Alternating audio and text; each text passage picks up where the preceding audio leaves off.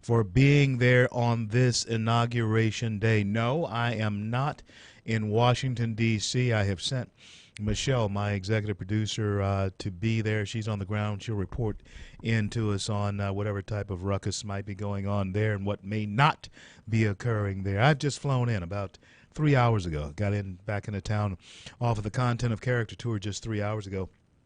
And I got to tell you, I am absolutely burned out. Must have shaken 1,000 hands, and about maybe 100 of them had a cold, I'm sure, because I'm fighting off symptoms of a cold. But here to soldier through it. And Jay Watley, thank you, man, for being there. Hey, man, it was a great day in the USA, wasn't it? What a day it was, man. You know, I remember the last inauguration, but this one was one where I could really follow it from start to finish. And it was cool. It was really cool to see it. It was absolutely cool. And with technology these days, I mean, you see so much. Man, you know what? And folks, I don't know if you've seen it or not, but Jay was showing me some thing, and Rick showed me something of him looking at Melania. But William Jefferson Clinton, he's sort of kind of a sick puppy. The man ain't gonna change, you know, and he don't care. I don't think he cares anymore. That old dog don't want to learn new tricks, does he? Some wandering eyes right there. Folks, if you get a chance, check out, I'm sure you can find it somewhere on the internet. Check out Bill Clinton eyeing both Michelle Obama and Melania Trump. You'll bust up. And then Hillary's response to this is absolutely outrageous. However, congratulations to the new commander-in-chief of the United States of America, the 45th president of the United States. That is Donald John Trump. Donald John Trump is now president of the United States. The presidency of Barack Hussein Obama is over. He is now flown into the sunset to become a very rich man. Yeah. And there's nothing, hey, look, I'm not mad at him at all, but it's time for us to do something different. And I do believe we're going to do something different. We're going to talk a lot about that here in this show. We got a few people coming up for you, but I want to talk to you a lot tonight, too. I hadn't been with you in a whole week. I hadn't been here in a week. But I tell you what, there is a lot of foolishness going on. There's a lot of great things going on. And even though the media, the progressive liberal media, CNN in particular, do not want to give Trump his props on the speech that he gave, but the portions of it that I was able to hear. I was actually flying from one place to another to get back here when he was actually giving the speech, but I took the time to look at some of the clips. I haven't had a chance to look at the speech in its entirety. I understand it was about 19 minutes, Jay. Yeah, it was about a 20-minute speech. About a 20-minute speech.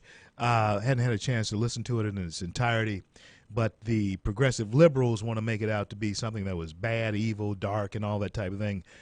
However, the pieces that I heard were absolutely concrete, rock solid. What I really like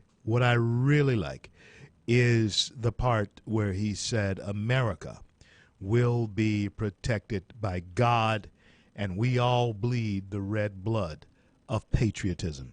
Way to go, DJT. And we're going to have a lot of his people on with us. I'm lobbying now to get the President of the United States on. It shouldn't be too hard for me. In the latter part of his campaign, especially after he got the Republican nomination, I was there with him. I've been with him for three different occasions now, and so we should be able to lobby. His part, Michelle's up there doing the lobbying, a lot of the lobbying right now, and so and I got Ronnie Ramirez up there. We have, we have a lot of people in Washington D.C. as well. A lot of people. Mario's up there. In Washington, D.C. Going to have Ronnie on, I think, a little bit later on. They're going to be at some of the balls tonight. I don't envy them that. I've been through all that, done that, but I really would have liked to have seen this part of it because we've never seen a president like DJT. We've never seen a president like Donald Trump, and I think he laid down the gauntlet. He threw down the glove, after slapping the Democrats and the Republicans in the face with the glove. He threw it down and said, basically paraphrasing, there's a new sheriff in town, and business will not go on, at least from the presidency and the relationship of the presidency to you guys, the way it has always been. Also, it looks as though a new relationship we'll be seeing with the president and the press. Of course, most of the press does not like him anyway, but we're going to see a new day in Washington, D.C. But I can say to you that I'm glad that you're here. Welcome to the C.L. Bryant Show. I am C.L. Bryant, from coast to coast and border to border throughout the greatest nation on the face of the earth, the greatest success story the world has ever known, America. That's where we are. That's where we're emanating from. The Jewel Cities of the Arklatex is my hometown, and I want to welcome aboard our friends in southern Arkansas, as well as East Texas and throughout the Gulf Coast of this great nation. All you friends up there in Wilmington, North Carolina, just left up there. Great people up there. Was on the Content of Character tour, as I mentioned to you, and we had a three-state, was it four? No, we had three-state tour, North Carolina, South Carolina, and Georgia. Did about 9 speeches in 5 days, and it was a great crowd. Best time that I had was at a place called Balfour. Oh, there was only a crowd of about 220, I think it was, students, and I want to tell you about this place called Balfour, South Carolina. Balfour, North Carolina. And it is a school that features young people that were at risk. But I thank God that myself and Clarence Henderson were able to engage them, get their attention. Folks, I'll tell you all about it. Don't you go anywhere. I want to thank each and every one of our sponsors, especially our sponsor there at Grub Burger, Andy Hayes. I want to thank him. Go in there. Tell him CL sent you. And I'll be right back in just a couple of minutes. Don't you go anywhere.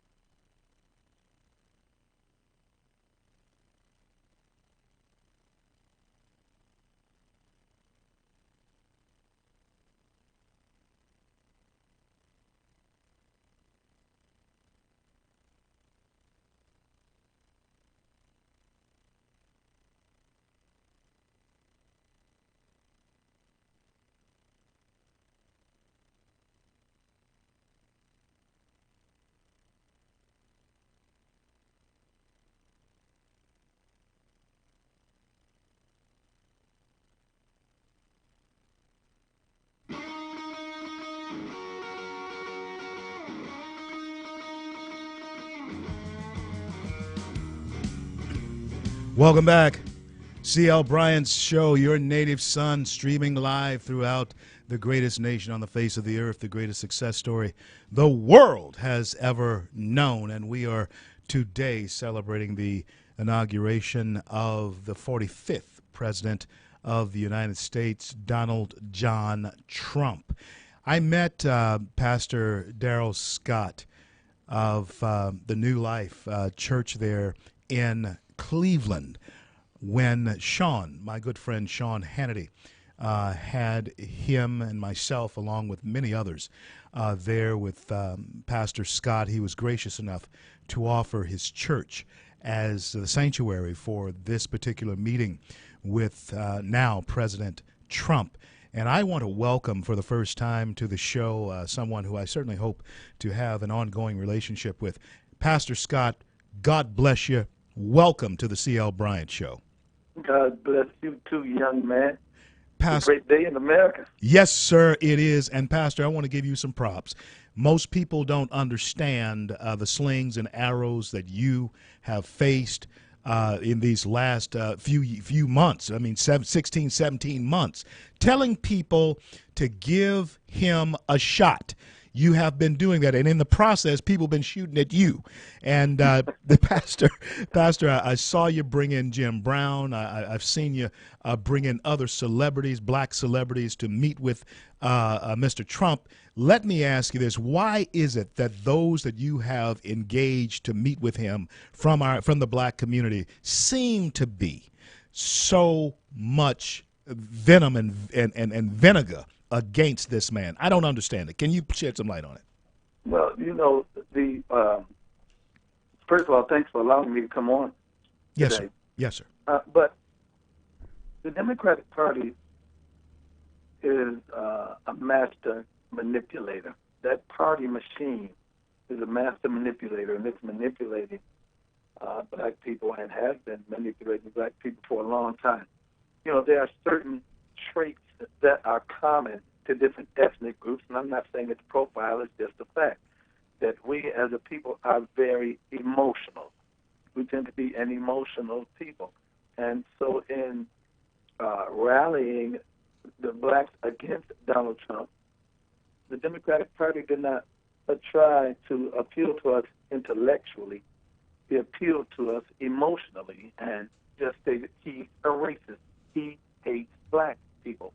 Hate is an emotion, and it's an emotion that generates other emotions as a response. And so because he hates black people, so to speak, the black people don't want to even hear anything he has to say unless and until he apologizes for hating black people. But since he doesn't hate black people, he has nothing to apologize for. And you know what else I realized? There is a segment in the black community on the Democratic side.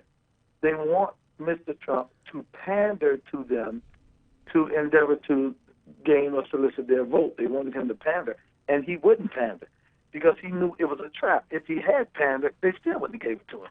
You know what? You're absolutely right. You're absolutely right. And you know what, Pastor? This is something that we have seen Democrats do, especially folk like Al Sharpton and Jesse Jackson over the years. They have pandered to them, and they have been shaken down by them. And, and one of the things that I can see happening here, especially in the speech that the president gave today, he is sending out the message that he will not be shaken down by anybody, even the Republican Party itself. It's a new sheriff in town, would you say? Yes, it is. And you know, he's still President. He's President Trump, but he's still Donald Trump. And he had to get that one good dig in. He said, "We're not going to put up with the all talk, no action politicians who are complaining and grunt." And I said to myself, he still had to get it in. He had to get one last shot. And I'm glad he did. I'm glad he did. I am too.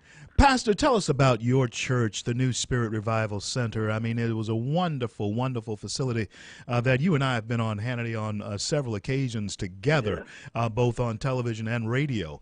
And, Pastor, how and when did you start the church, and what is the mission? Well, our church is, it will be 23 years old in a couple of months. We started it 23 years ago. And, you know, if we have our vision statement up on, in the Bible says, write the vision and make it plain. So we have our vision statement posted in our sanctuary. Among other things, it just says restoration of joy, rekindling of zeal for wounded Christians, and the training and equipping of leaders for service in the kingdom of God. And so that's what we try to do, help transform people by the renewing of their mind, help people to become good Christians, help good Christians to become better Christians. You notice one thing, the name of Jesus was invoked more times today in this inaugural ceremony than any other time I've ever heard in my life. Yeah, you're absolutely right. And when Franklin Graham came on after the president was finished speaking, when the mist of rain fell, man, that was chill. But I would be there, but I've just got off tour, on the Content of Character tour. My producer, my executive producer, Michelle, was there. She met you, and she was just thrilled to meet you. And the next time, She's a great person too. thank you so much. And the next time that we go out on the Content of Character tour, Pastor, I certainly will solicit your presence with me on the Content of Character tour. Oh, great. And then you have to make Cleveland one of your tour stops. Yeah. Oh, yeah. You Love know to do one it. thing, and you stating about Content of Character, I tweeted something the other day. It came to me. It was on Martin Luther King Day that I said a lot of people that want to be judged by the content of their character don't mind judging other people by the color of their skin. That's good. That's good, man. That'll preach time. And, you know, a number of us blacks, we want to be judged by the content of our character, but we want to denounce and decry and dismiss others because of the color of their skin. We can't. Pastor Scott, if you could stay with me just about 3 minutes through on the other side of the break, and I know you're busy, got to let you go, but if you could stay with me through the break, I'd like to bring you back up to talk about Steve Harvey for just a minute. Oh, great, yes. I'd love to Stay with me. You're listening to the C.L. Bryant Show, the most listened to talk here in the jeweled cities, and I certainly do appreciate you being there, all of you throughout the fruited plains of the greatest nation on the face of the earth. Don't you go anywhere. I'll be right back.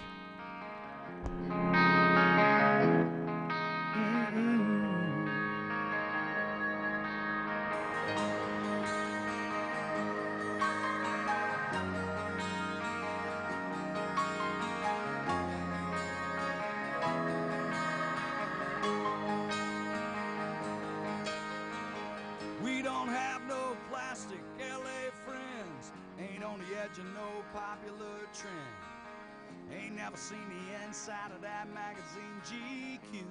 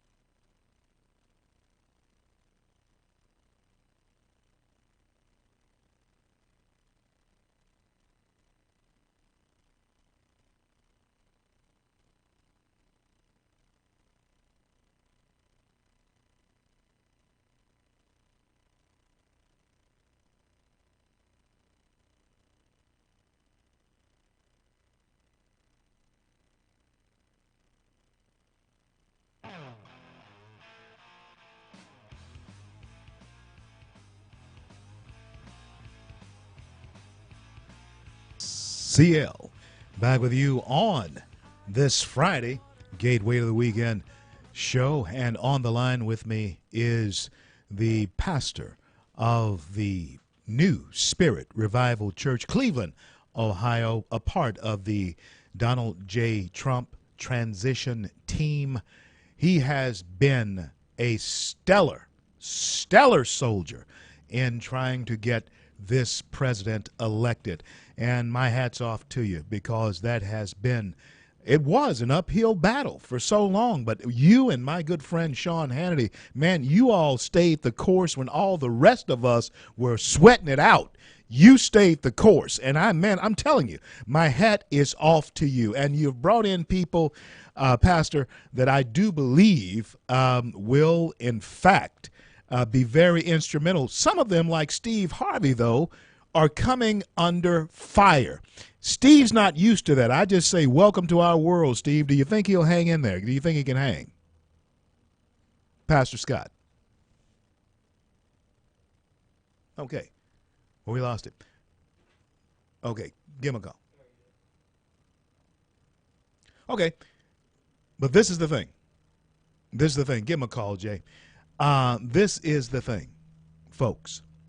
We know what Pastor Scott was saying is absolutely so. What we think about progressive liberals and progressive liberalism is, in fact, real. They want to create a bloc of voters, and they want to hold on to those voters. We have Pastor Scott back with us. Pastor, I was saying that people like Steve Harvey are not used to the type of heat that you have faced in this line of fire. And I was giving you kudos, you and my good friend Sean Hannity, for staying the course when all the rest of us were sweating it out, wondering. Don't say rest of us. Say rest of them. Rest of them. In there. You stayed in there. Bless you. And you endured. The Bible talks about enduring hardness of the good soldier. If you did flinch, I didn't see it. Bless you, man.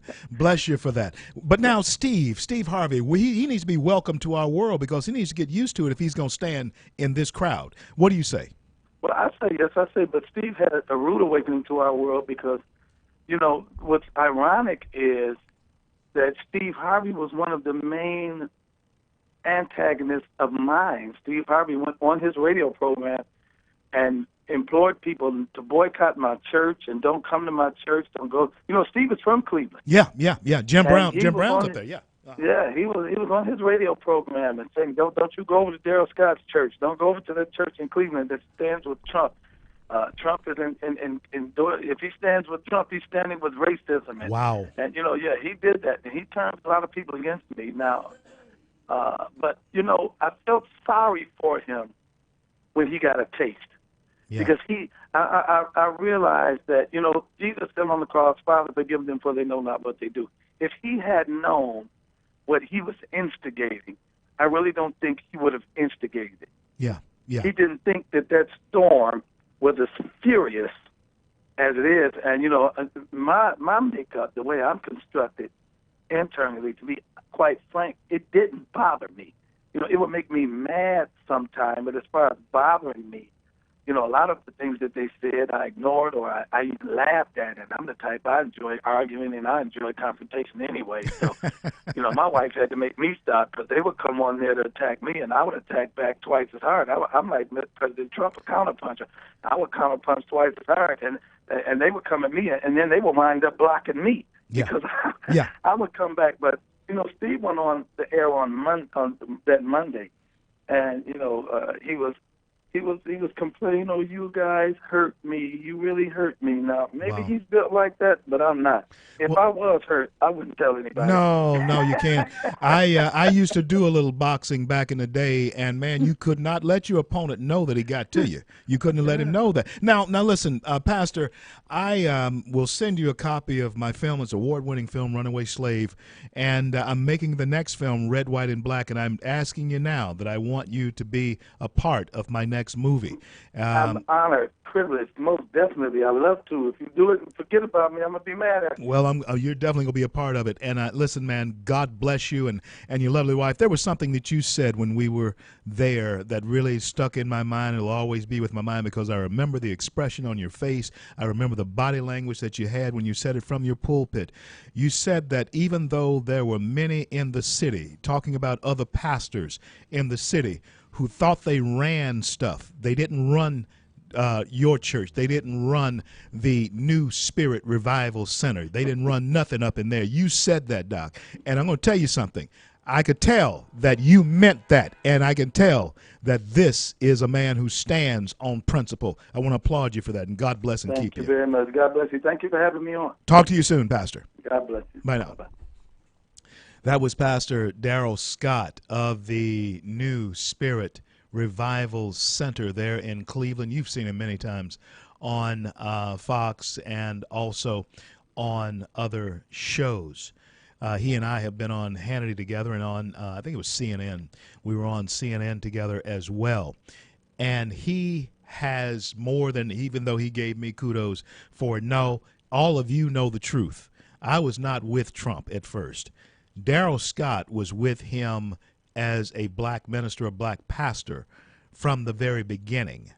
And he never flinched. He never ran as far as is concerned. And he has been bringing other people, red, yellow, black, and white, into the Trump camp. And for his trouble, he has had a lot of fire sent his way. And so, folks, let me tell you, I was really glad to have him. I'm serious. I'm going to get him in my next film. We'll start shooting that in the summer.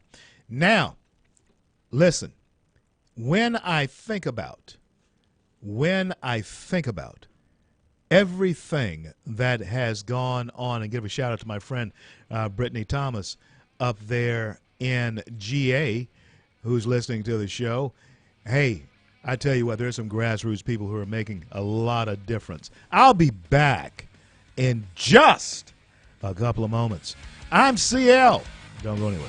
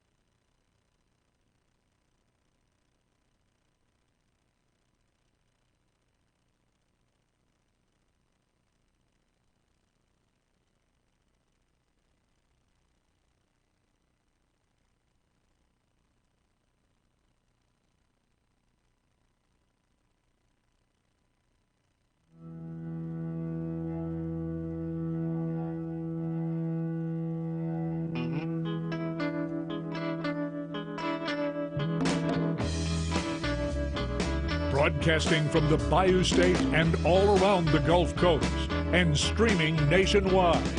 This is the C.L. Bryant Show. C.L. Bryant back with you, your native son, streaming live throughout the Gulf Coast and all around the greatest nation on the face of the earth, the greatest success story the world has ever known, and that is America. And today we have inaugurated the 45th President of the United States. And folks, let me be quick to tell you this. In fact, follow me on at Twitter, at RevCLBryant, at RevCLBryant. And you'll see a few tweets that I've sent out in the last few days. And this is one I think I sent out yesterday or the day before. It was this, pardon me.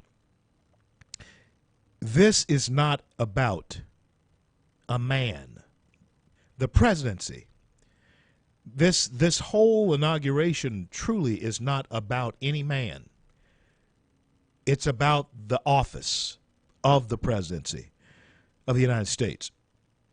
And this is why when people want to attack the transition of a duly elected, wanted fair and square by the rules of duly elected president is inaugurated from among the ranks of Americans to be our leader, it is incredibly important that Americans, that we honor that tradition of our nation. If there is none other that is imperative to the ongoing of our constitutional values, the Constitution of our nation, it's very important that we understand to honor the transition of power from one president to another, whether they're the same party or whether they are a different party. We have to honor that transition of power. And those who don't are not honoring the foundational structure of our nation. Let me give you, for instance, my grandfather, I've told you this story. It's been a while since I told this story. My grandfather was dying, and at least we thought he was. And this was when I was a kid. I was about 10, 12 years old, but I remember this very vividly because we were all gathered around the bed, and the old country doctor was there at the house. This has been a long time ago. The doctor came to the house. And granddad was on his sick bed. He thought it was his deathbed. And my mother and my grandmother, my mom asked the question. She says, "Doc, is my daddy going to live?" And the doctor said to her, "Hannah," that's what they call my mom, "Hannah, I believe he will because he has a strong constitution." Oh, you're not hearing me. He has a strong constitution. His body is built upon that. He has something to fight off those things that are invading his body. His constitution is strong. And when we do things as Americans to weaken our own constitution, our nation then falls into sickness. That's what we're seeing. And listen, all of you know that, of course, I did not at either time vote for Barack Obama. I didn't do it. Why? Not because of the man. If it had been one of those votes where I was voting emotionally for a man, I very well may have voted for the man. But this has never been about the whole system, my friends, has never been about a man. America is a nation that is built upon ideas. That is why 56 signers of the of our founding documents, the Declaration of Independence being the first one, said to themselves and pledged to each other their lives, their fortunes, and their sacred honor, knowing that if they failed in this idea, if this idea failed, they would lose their lives. It was not about any person particular. They all had different types of interest. They squabbled among themselves. They did not agree on many things, but they were dedicated to an idea. They never, do you understand? They would never see what you and I have come to know as the great nation that they were willing to pledge their lives, their fortunes, and their sacred honors for. They would never live to see it. And here we are in a situation where we are enjoying the fruits and standing on the shoulders of other people. And we are weakening it by not honoring. And so many, especially those protesters who were there today, are not honoring We do have a caller. the transition of power. I'll take callers 320-533-5318, 320-533-5335. Hello, caller. Glad you're there. Glad you called. What is on your mind? CL, it's going to be black conservatives that's going to save this country in the end. That's yes, what sir. it's going to be. I certainly hope that we're a part of it. I certainly do. I really do. The more informed black people become and realize that they're still on the Democrat plantation, they're going to save this country in the end.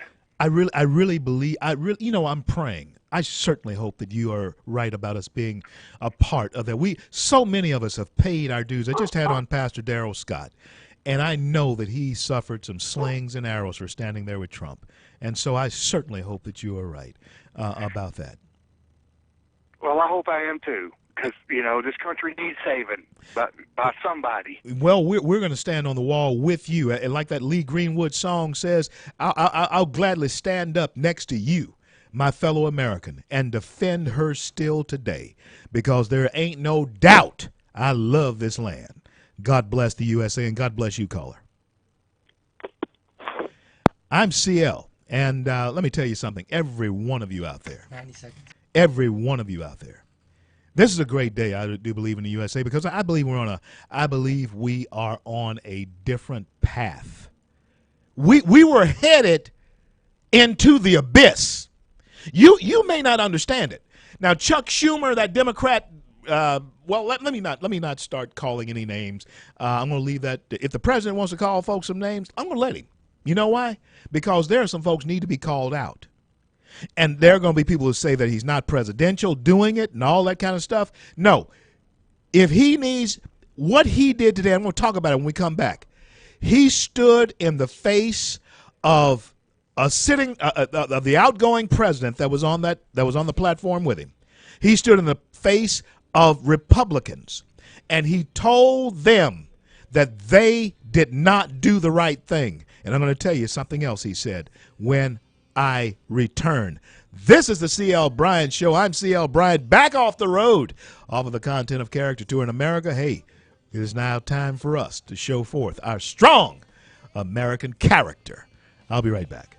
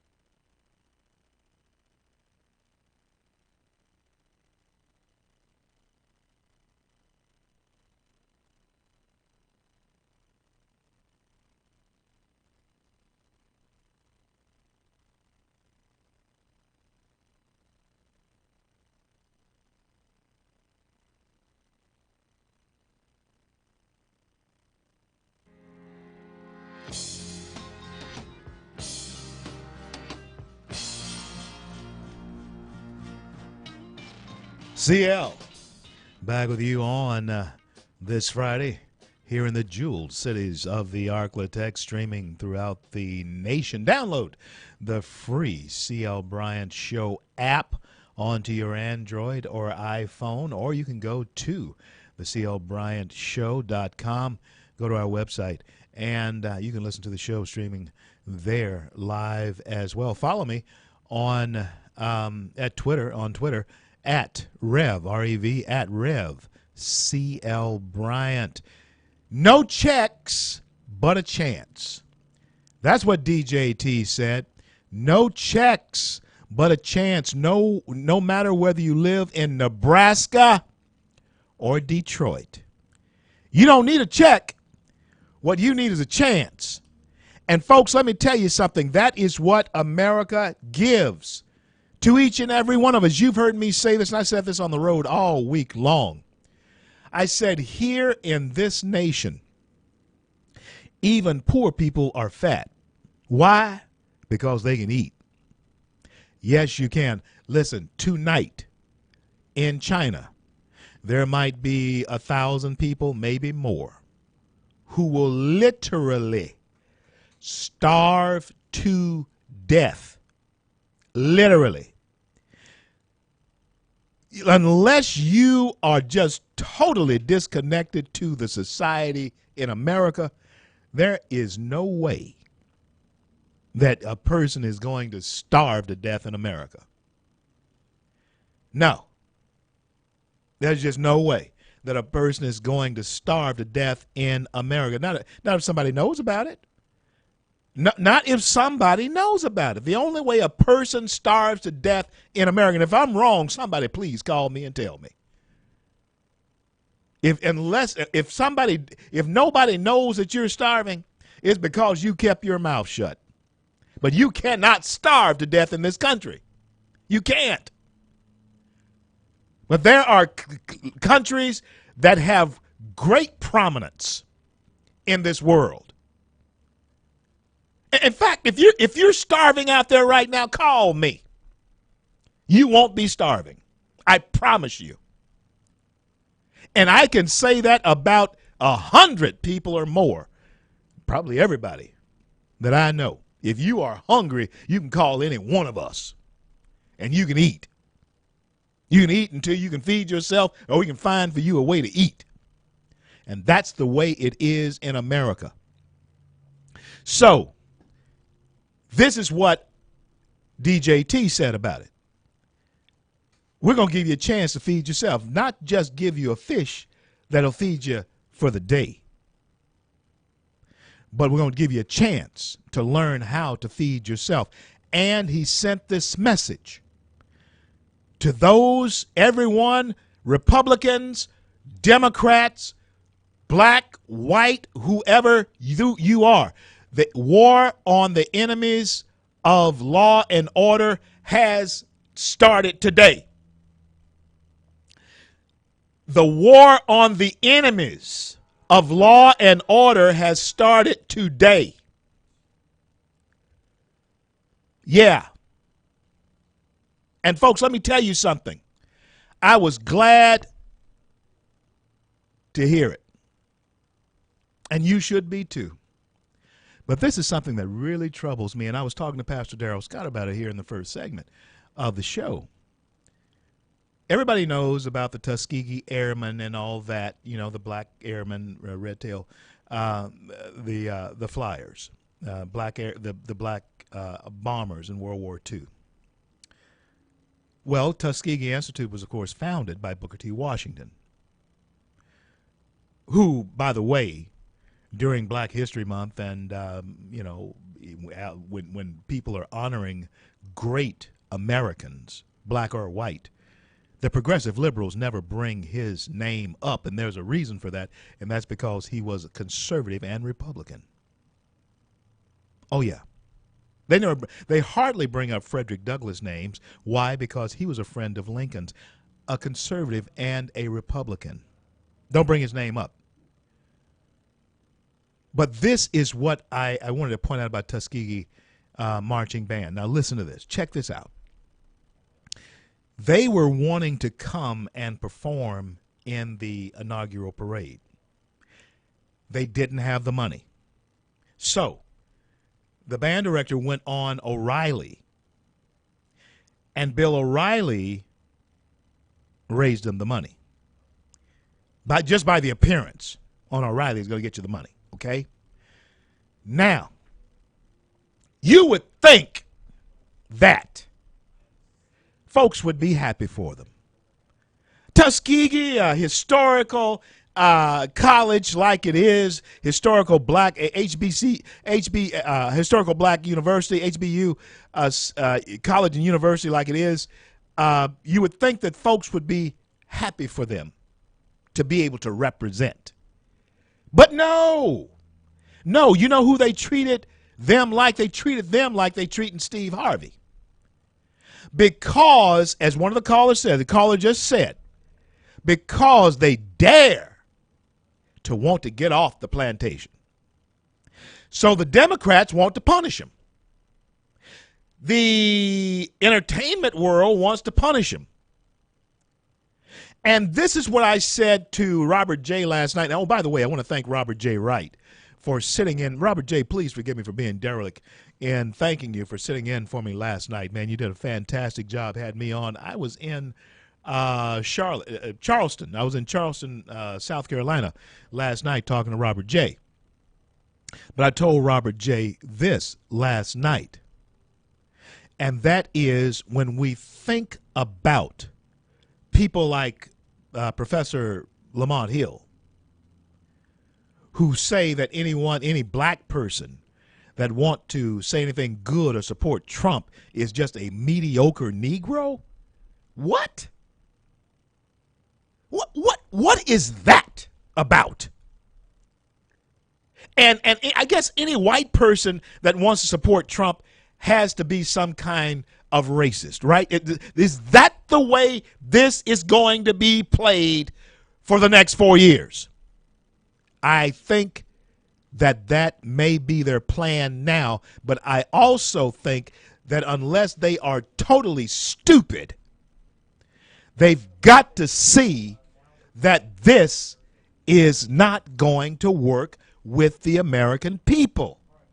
The American people are not buying it anymore. 1 minute. We're sick of it.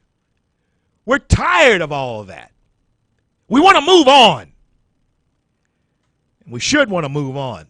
We've been wallowing and rolling around in that mess for a long time now, and it stinks. It's time to wash it off. And let's talk brass tacks. Let's talk business. Why don't we? Since, by the way, we have a businessman and not a politician who's at the helm of our nation at this very moment. DJT. I'm CL. I'll be right back.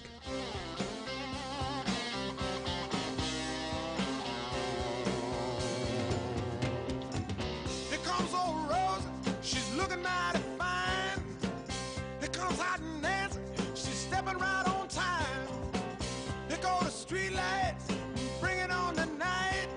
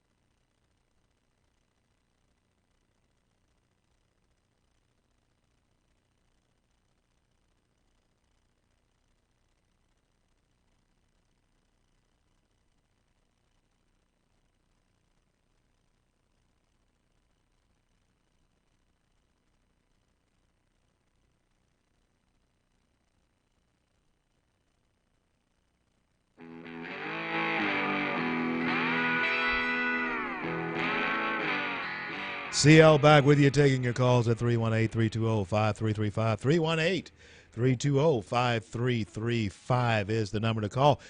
Welcome back to the CL Bryant Show. I've been out on the road doing the Content of Character tour through North Carolina, South Carolina, and Georgia. I am back now live and going to be with you for a while, and so happy that we got a guy elected to the presidency. And on the line with me is Mark. Mark, thank you for listening. Thank you for calling, friend. What's on your mind? Welcome back, CL. I'm sitting out on my deck, smoking a cigar. There you go. Celebrating a new day in America. I'm just been giddy all day, and I did chuckle over the irony that the last time this many Democrats, congressmen, and senators boycotted the inauguration of a Republican president, it was Abraham Lincoln. Are they still upset over that freeing the slaves thing? I think. What it is? Are they still pissed off about that? Well, they need to get over that. The Democrats are still mad that we are free. You know what, Mark? That is a fantastic point, man. Well, and Lincoln and the Republicans were right against the Democrats then. They ignored them and pushed on, and that's what Trump and the Republicans ought to do to the Democrats now. Just push on and ignore them, ignore the media, and govern as they see fit, and tune out all that noise. I have a feeling, Mark, that's exactly the attitude that Donald Trump is going to take. Now, this is the question that I have for you. Do you think this is the question. How vigorous, that'll be the word. How vigorous do you think the Democrats are going to oppose his tactics before they understand that he's not going to change? How do you think it's going to work? Oh, they'll be furiously vigorous, but the question's been called. So the media can only influence people, but there's no election for another 4 years. We will have at least 4 years. And he's a businessman. He lives on results, and he knows he'll be judged by his results. You and I and those in this audience are confident that when he does what he says, things have got to get better because they've been cooking the books. They've been saying things better, but we know they're not. People know that they're suffering, and they're going to know when things are better, when they have jobs, when the economy's better, when their dollar goes farther. And so the success, for instance, I'm a Cowboy fan, and when Jones bought the team and fired Tom Landry, I was furious. I was going to quit and run and go somewhere else. But you know what? When they started winning Super Bowls, I changed my tune. Results. So winning, as Trump says, always gets a different reaction. So I think if he wins, and I feel like he will, all this clamor will kind of fade away, and they'll even forget that there was this much tumult at the time of his inauguration. The best part about it for me today, Mark, when I got a chance to listen to clips of it, was this: America first. That is what I believe, Mark, is very, very important from this point on. He said that, and the critics even tried to make that like a dark and ominous thing to say. Well, it's kind of like when they say they lose pressure in the cabin and the oxygen mask drops down. They say, put it on yourself first and then give it to your child. If you don't save us, we can't help the world. Exactly right. He's going to help us get us back on our feet, full stature, standing upright, and then the world will benefit all over from a strong America. Mark, before I let you go, I got to tell you this, man. It was a European from an Eastern Bloc country that said these words, asked me this question when I was on the road some time ago now. He said, CL, if America goes away, speaking to your air mask dropping out of the cylinder there in the airplane, if America goes away, where do people go? So we have to save ourselves first so that we can be here to help, to be the light for the rest of the world. Mark, God bless you, man. It's a new day. It's a new day in America. And America first. Thank all of you callers out there for being there. You know what? There's something that Mark said that I want you to understand is important for us to see the difference in a politician and a businessman. Being a businessman on my scale, whatever little scale I'm on right now, I live by results too. You know, results. Being on radio is results. You ask anybody that's in business for themselves, it's results that matter. Does not matter what you say you can do. It's what you produce. Oh, yeah. I can be billed as the best motivator to ever come down the pike, and then I get out there and don't motivate. I won't be back. I can tell you that much. This is the unique thing about Barack Obama, though. That is the most unique thing about Barack Obama, is that all of the results that he got was through the power of bypassing the Congress and the American people, because the Congress is the represent the American people. He didn't get any results from the American people. Obamacare was not anything that Congress itself sustained. He didn't get the results. He shoved things through by the power of the presidency. Trump is saying to us that what is necessary now is to restore that power back to the people who give it.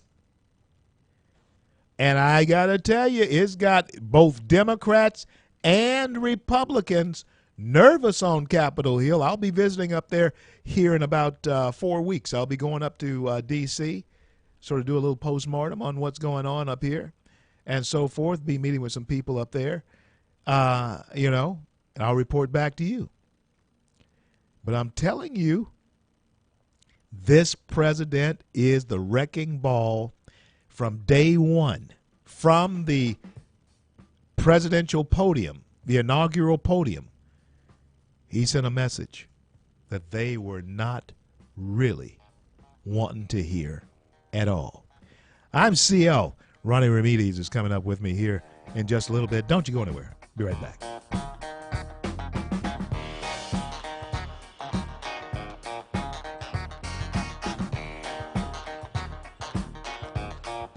Very superstitious.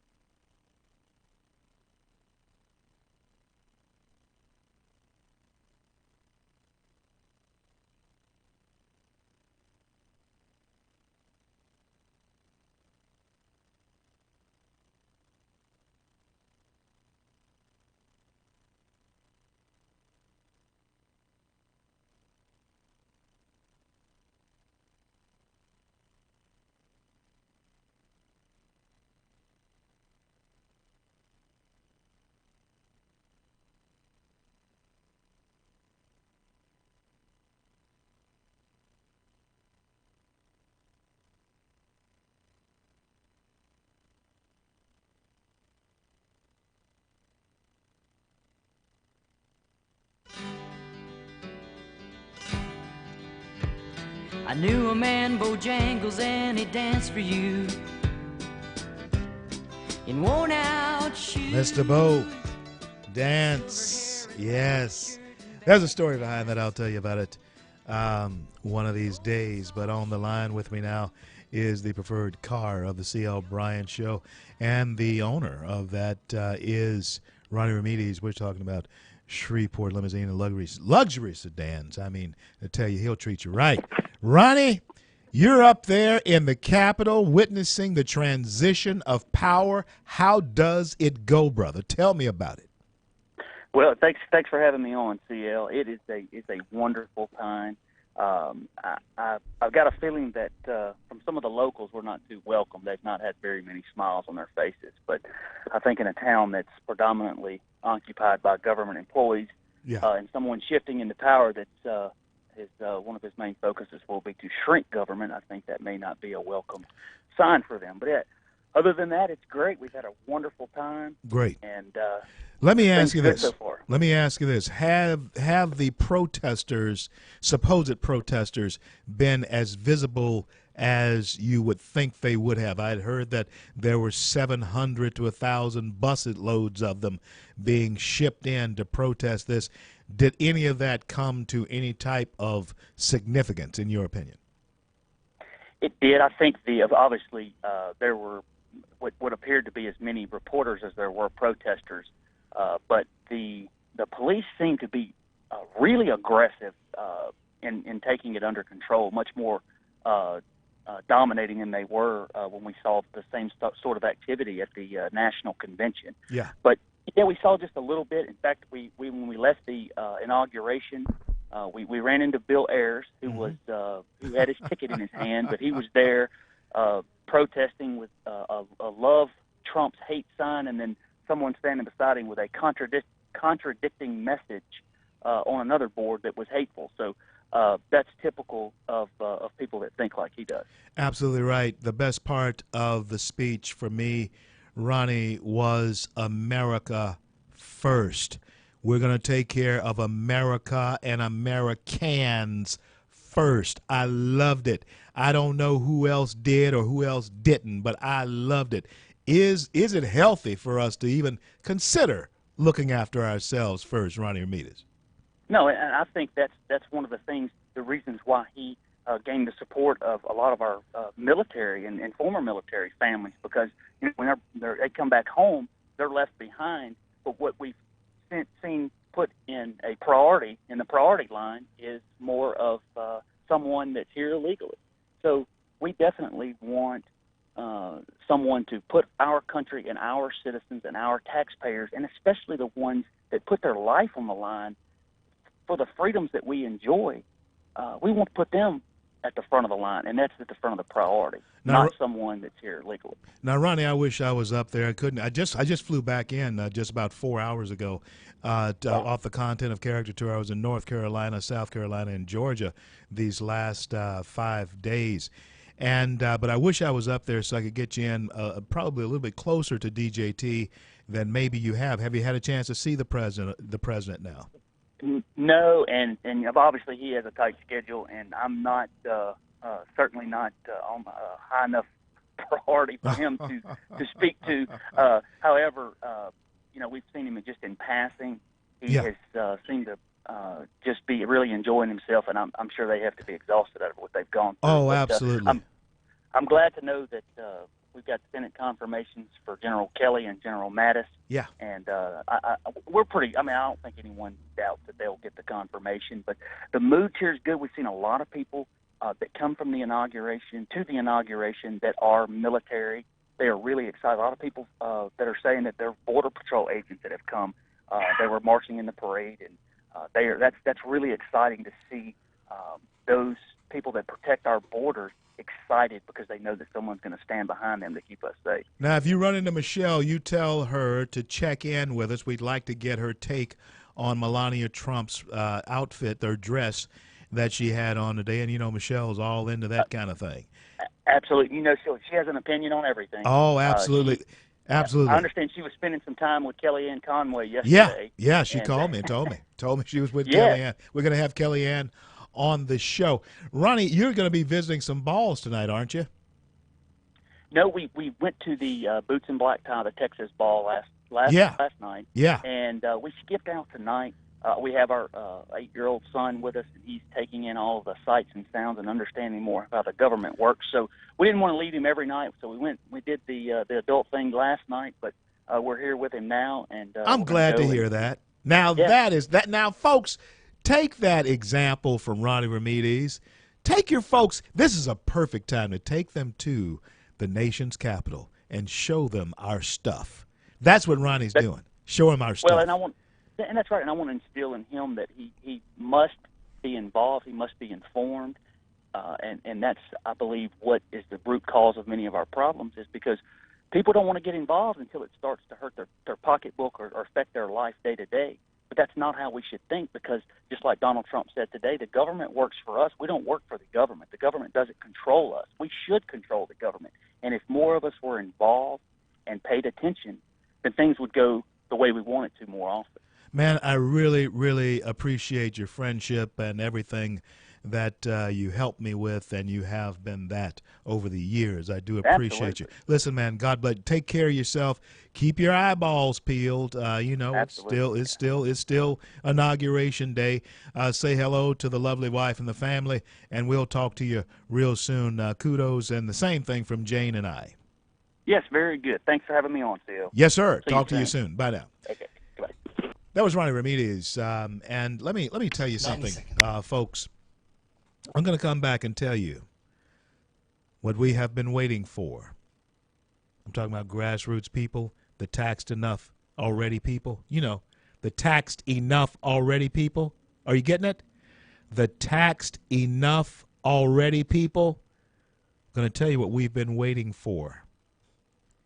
Why we suffered the slings and arrows for the last 8 years. When I return, I'm CL, back in the captain's chair when I return.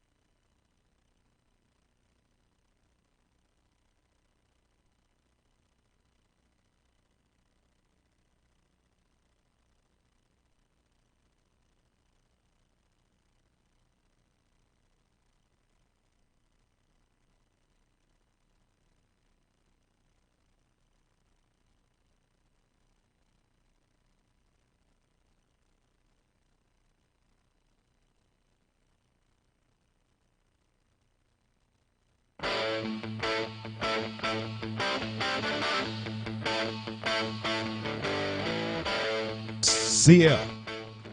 Yeah, we're on the home stretch now, and we've talked to Pastor Darrell Scott tonight. Several of you. We've talked to several of you. I might be able to take a couple of more calls. 318-320-5335, 318-320-5335. What have we been waiting for? What have we been waiting for the last 8 years? I'm talking about people who got out and protested our government for the last 8 years, telling America that we cannot sustain the things that the past president was trying to shove down our throats. What have we been waiting for? Well, we thought that we were waiting after in 2010, we thought we were waiting to give the gavel to John Boehner. We thought that's what we were waiting for, to give the gavel to John Boehner, taking over the majority in the House. We thought also that we were waiting to give the majority to Mitch McConnell in the Senate. But they failed us. They betrayed us. They betrayed us. We thought we were waiting for that. So we waited. 8 long, long years. We've waited for this day when we would have a president who has the back of the American people. I know that you who are progressive liberals, and I know that there are many that listen to this show, and many of them are black progressive liberals. Many are white progressive liberals. There are even some Latino progressive liberals who listen to this show. And I welcome you to call me and we can talk about it if you want to. That's fine. But we have waited for the day that we had an American president that would have the back of the American people in the executive branch. And this is what I was going to tell you. I know that there are those of you who don't know who and what has happened as far as this transition of power is concerned.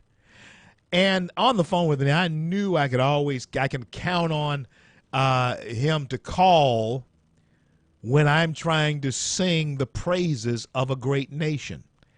You can always count on the socialist to call when you're singing the praises of a president who has the back of the American people. And you know who it is by now. Socialist Stephen, thank you for calling, because we have to talk about it. And man, every time you call, you expose conservatism, and you expose progressivism for what it is. That's what you do. What's on your mind, brother? Oh, congratulations. Thank you. You got it all. You Thank got you. the Senate. Yes. You got the House. Yes. And you got the president. Yes. Checkmate. There are no more excuses. Checkmate. Now we're going to find out if conservative principles on economics and social justice work. It has always worked, Stephen. No, it didn't work under Bush. Stephen, Really what happened? Bush veered to the left. Bush veered to the left, big time. Brother, I was a staunch conservative till I did my MBA. Okay? What happened to you? I learned something. What did you learn?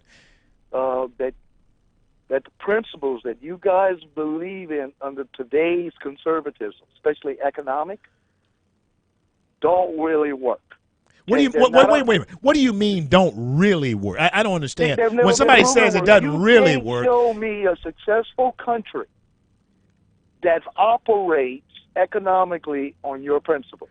Stephen, we're the most successful country on the face of the earth. What are you talking about? So you think that we are free market capitalism? That's it. That's what my business is all about, and that is exactly how Donald Trump built his business. You know the definition of capitalism? I know the definition of what. No, wait. You know what? I want you to give me your definition of it. Well, it's a simple definition. It's by Adam Smith. It's free. There is no regulations. There's private property rights, no regulations. Well, listen. Okay. When the Declaration, listen. When the Declaration of Independence, when Jefferson said the pursuing happiness, do you know what that translates to? Owning property.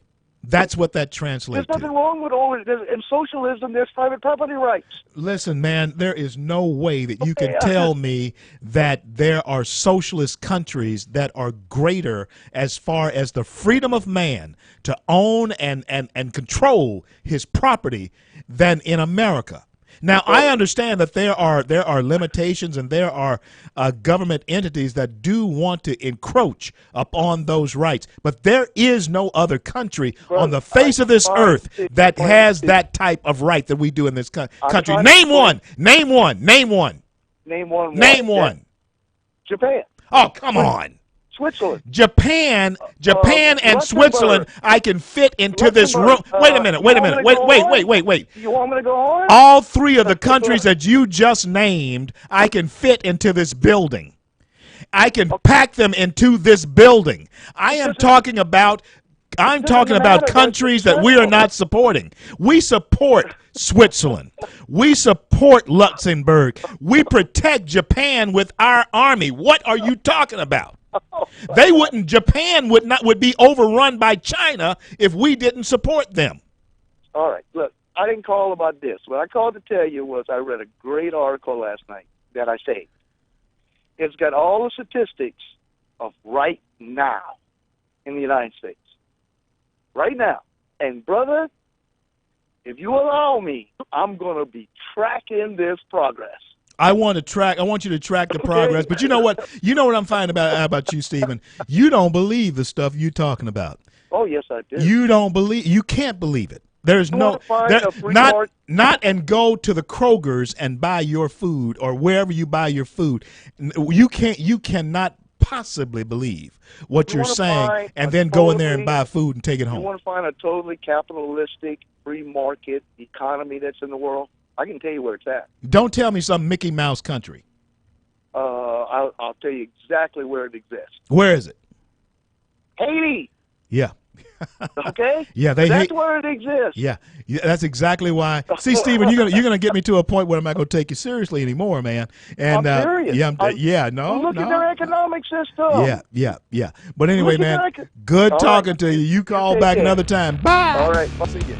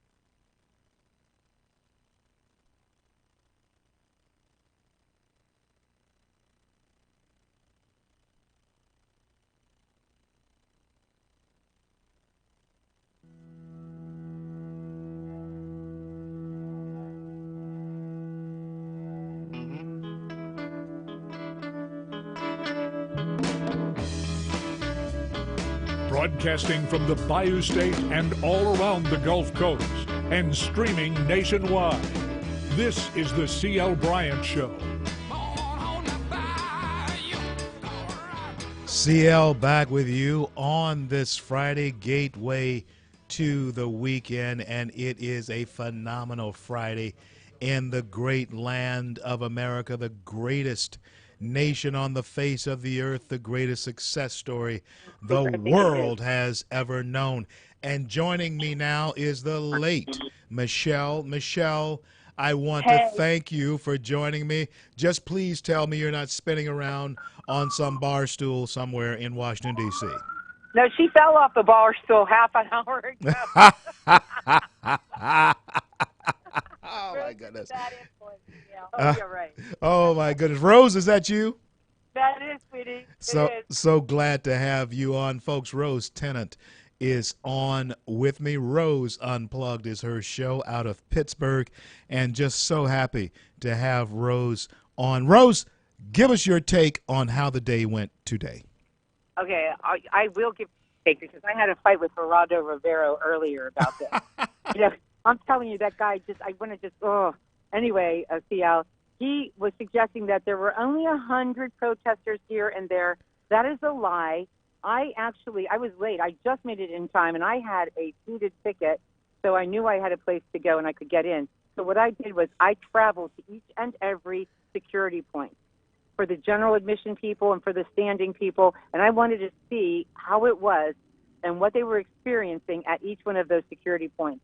Those people, those protesters, Geraldo Rivero thinks there was only 100 or so of them. There were hundreds at each and every security point.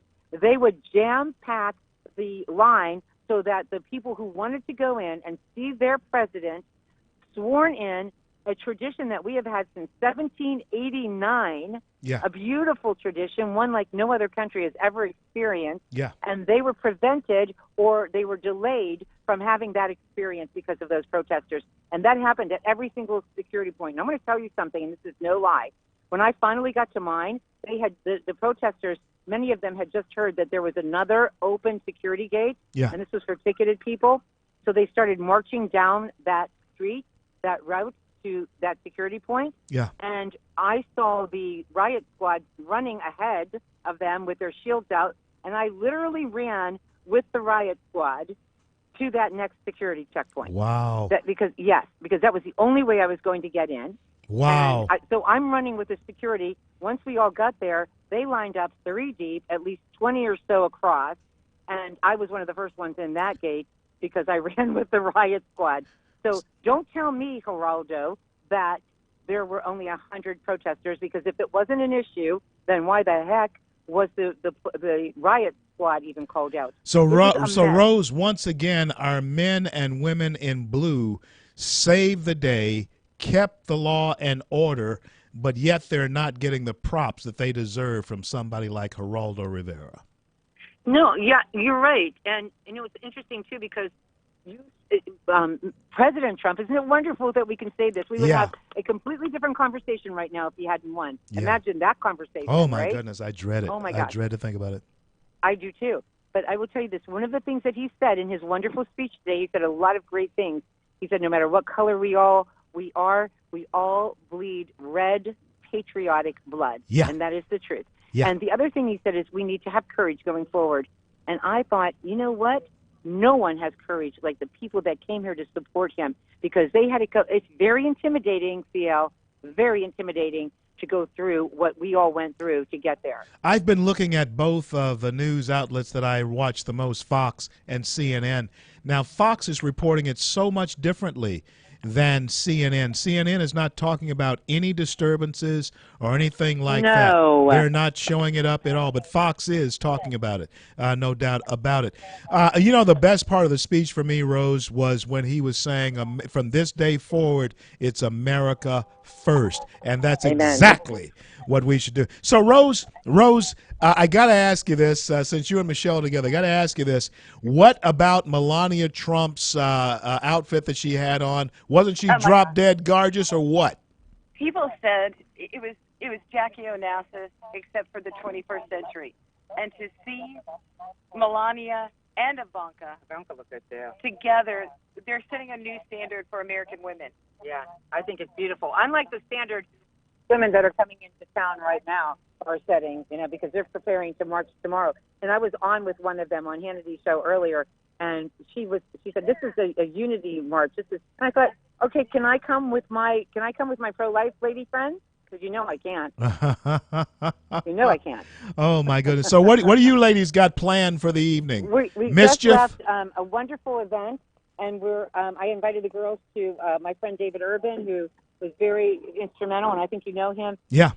In winning Pennsylvania and working with Mr. Trump.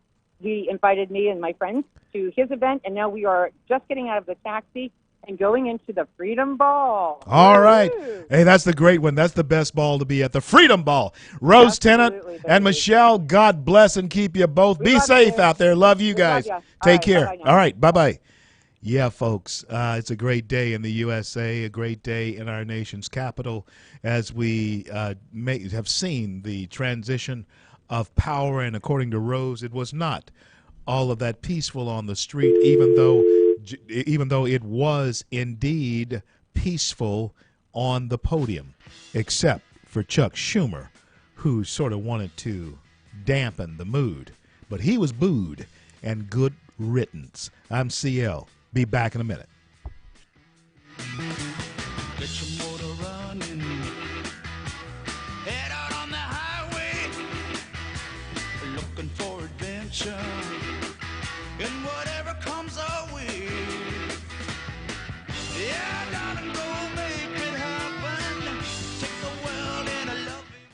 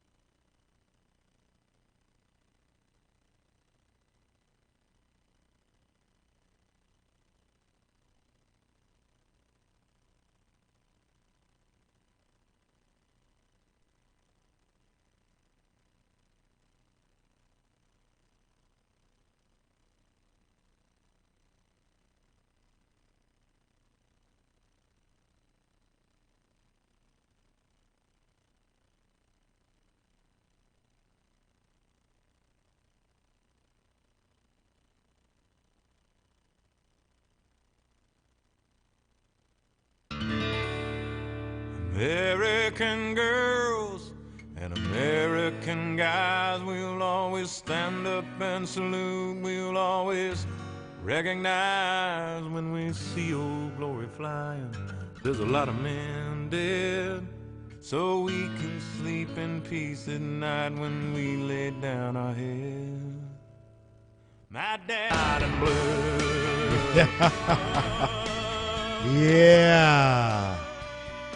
Yeah. Hey, Toby did his thing yesterday. I did before I left my hotel going to speak. I got a chance to see him perform Made in America. And you know what? That's some good stuff. And hey, guess what's back in style? Patriotism. Yeah, it is. Being proud to be an American has always been in style with me. But it is certainly back in style, I think, as a genre for the rest of the nation. Now, come out of your closets.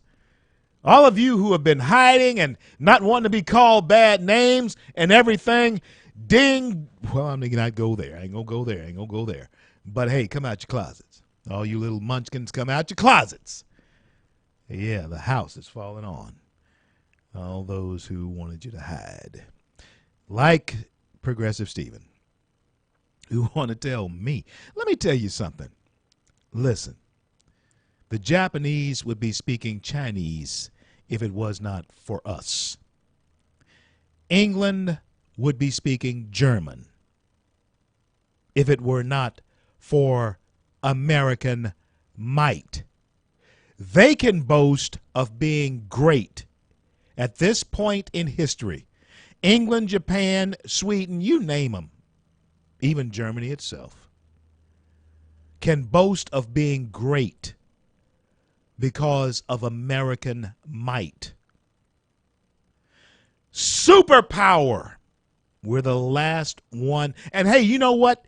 The best thing about what happened today is that we will once again actually be legitimately, and I think right soon, again legitimately, have our chest will be bowed out again. Because legitimately, I'm talking about from the executive branch to the House to the Senate, legitimately walking, talking, acting like the superpower that we are.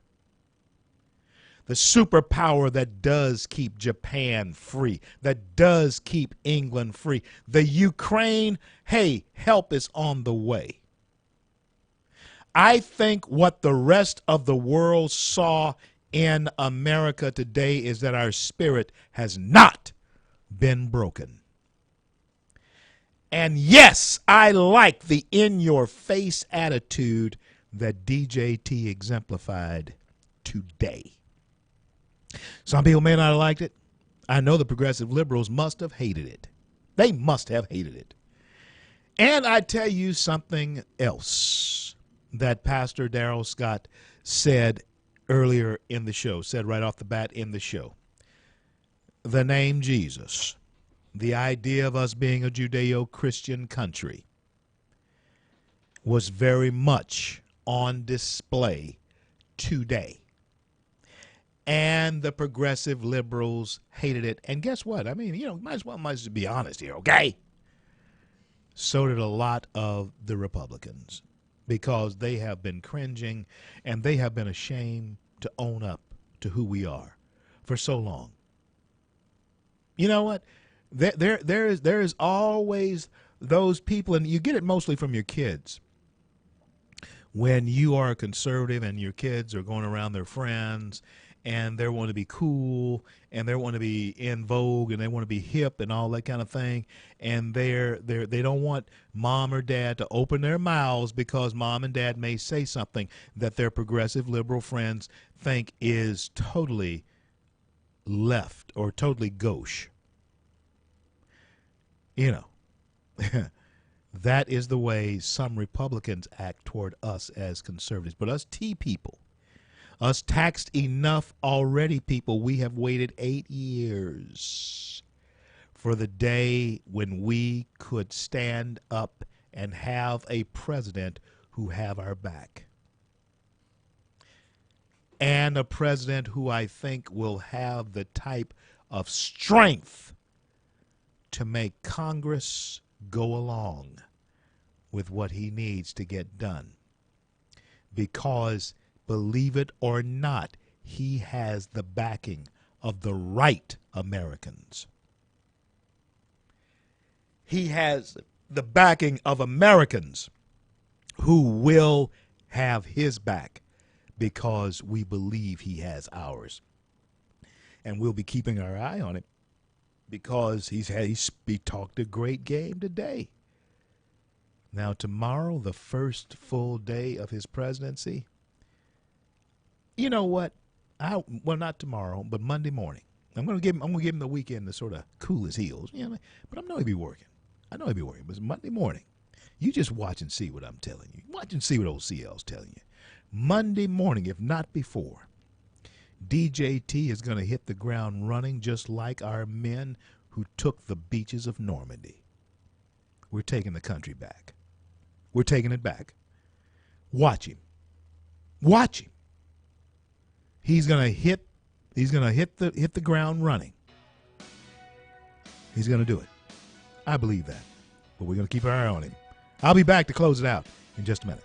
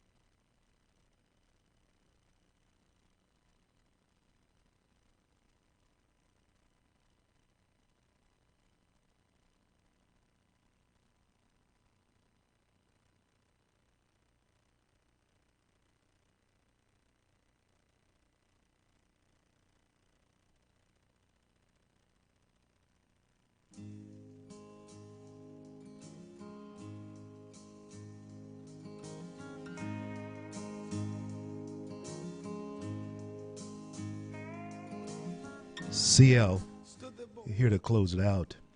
Yeah. Like a rock. Like a rock. I feel our strength returning. I feel our strength returning. America will be protected by God. America will be protected by God. Trump declared it today. The war on the enemies of law and order begins today. Serving notice on the enemies of America that the war on the enemies of law and order begins today. I don't care who you listen to who said that this was not who's saying that this was not a great speech. I don't buy into that. It was exactly the speech that Americans need.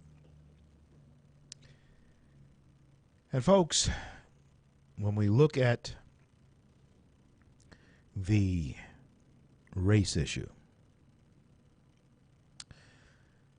well, you might as well get ready, as I've been trying to prepare you for this for a long time now, that we have known that DJT would be the nominee for the Republican Party. And then in the weeks that have after November 8th, since he has become president, I've been trying to prepare you for what is going to transpire as far as race in this country is concerned. It's going to get ugly, but America will be protected by God. As Jefferson said, we should expect, if we give credit to the one he said gave us our endowment, the endowment that all American citizens have by birthright or by naturalization, something that is unalienable, given to us by our Creator. Life, liberty, and the pursuit of our happiness. And I want to thank that God for bringing us to the close of yet another day. And I want to thank him for our men and women in uniform around the globe who defend our right to speak our mind. And until I talk to you again, Lord's will, tomorrow, I'm CL. And may God bless and keep you all. We'll stand by your side, and the bond will never be torn.